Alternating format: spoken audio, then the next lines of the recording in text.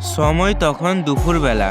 সূর্য তখন তীব্র তাপ দিচ্ছিল আর মানুষজন রাস্তার ধারে বসে সুখ দুঃখের গল্প করছিল। তবে কে বা জানতো যে এদের মধ্যে একজন মহিলা রূপ ধারণ করে স্বয়ং চোর লুকিয়ে আছে। এখানে মেয়েটার পাশে বসে থাকা এই দাদাকে দেখুন, যিনি চুরি করার উদ্দেশ্যে মেয়ে সেজে বাড়ি থেকে বের হয়েছেন। আর দেখুন সুজুকে কেমন বাস মেরে দিচ্ছেন।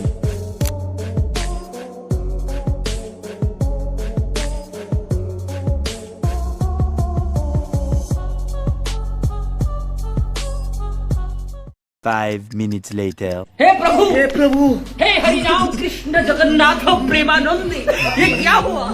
तालाब में पानी आ गया।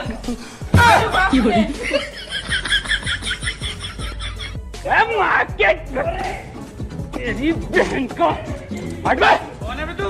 हट। तुम्हें शर्म है कुछ? तेरी बहन की शर्म आया है? বাংলার ছেলে মেয়েরা এত ট্যালেন্টেড, এত মেধাবী। এখানে দেখলে মনে হবে সবকিছু সাধারণ আছে। দোকানের লাইট জ্বলছে, বাতাস বইছে, তবে কথাই আছে না যে চুরি বিদ্যা মহাবিদ্যা, সেটার প্রমাণ দিচ্ছে এই ভিডিওটা। আসলে এই দোকানে একটা লোক দুধ কিনতে আসে। হ্যাঁ, গরুর দুধ, গরুর।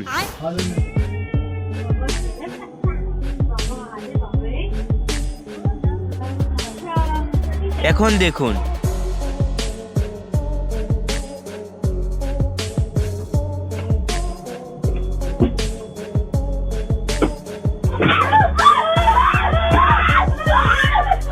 দেখছেন 50 টাকার দুধ দিয়ে চোর মশাই স্মার্টফোন কিনে নিল।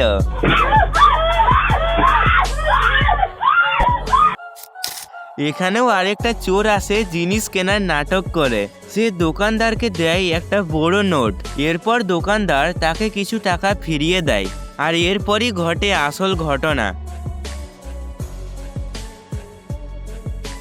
মন দিয়ে দেখুন, আপনার সাথেও হতে পারে।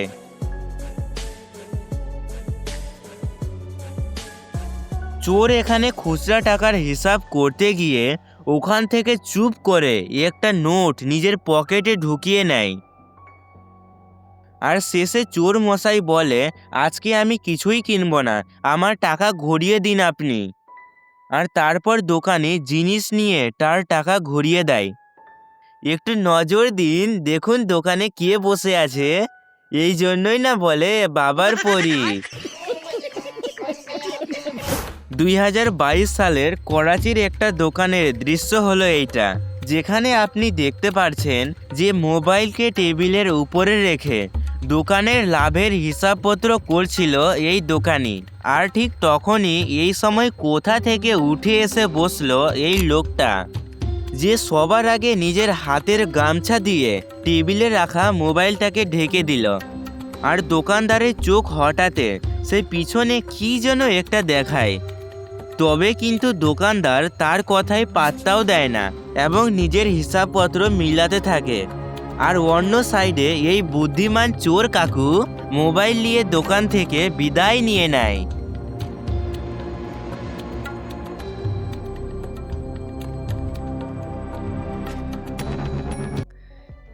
এরপর এখানে যেটা ঘটেছে ওটা দেখে তো আপনি হাসতে হাসতে উল্টে পড়বেন। আসলে 2024 সালে আমাদের প্রিয় দেশ চীনে ঘটেছে এই ঘটনাটি। সবার আগে এই দাদা বৌদি টার্গেট ফিক্স করলেন এই বাইককে চুরি করার। আর আসতে না আসতেই বৌদিকে বাইকে রেখে এই দাদা নিজের দক্ষতার সাহায্যে গাড়ির লক ভেঙে ফেলেন। এখন সময় হলো তাদের সেখান থেকে পালানোর। বাইকে চেপে এই দাদা নিজের রাস্তা ধরে নিলেন এবং পিছন থেকে বৌদিকে আসতে বলেন। হাই দইয়া, এ কি অবস্থা? এ মা, বৌদির বাইকে তো তেল শেষ। তিনি অনেক চেষ্টা করলেন, তবুও বাইক আর স্টার্ট ধরছে না। ঠিক অন্যদিকে বাইক চুরির সন্দেহ হওয়ায় দোকান থেকে বাইকের মালিক বের হয়ে আসেন, কিন্তু সেখানে বাইক না দেখায় তারা দোকানে যান সিসিটিভি ক্যামেরা চেক করতে। আর তারপর দেখুন যেটা হয়।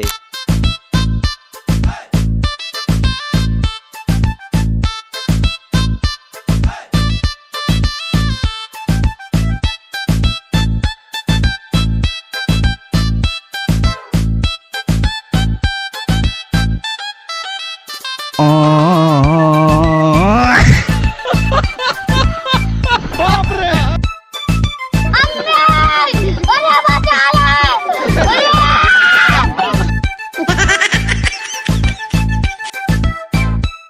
জন্যই বলে মেয়েদেরকে বিশ্বাস করা উচিত না।